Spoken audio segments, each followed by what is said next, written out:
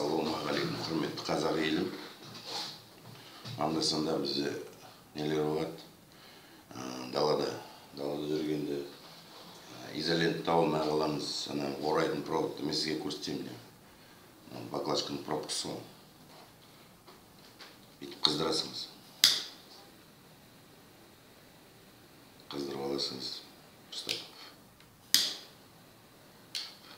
Мына орайдың жеріңіз міне. Мына көрдіңіз ба? Мына орайдың жеріңізді бүйтіп не қала қоясыңыз міне. Қараңыз. Мына көрдіңіз ба? Бүйтіп айналдырасыңыз міне. Керек жеріңізді шаймен айналдырып аласыңыз.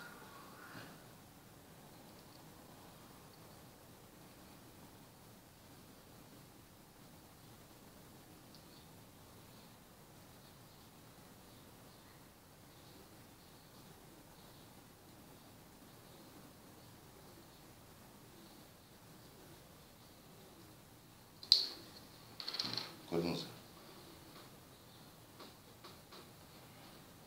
Мына баклажкадан изолент шықты. Орап алдық. Қолданыңыз, құрметті қазақ елім. Қайда жүрсеңіз де аман болыңыз.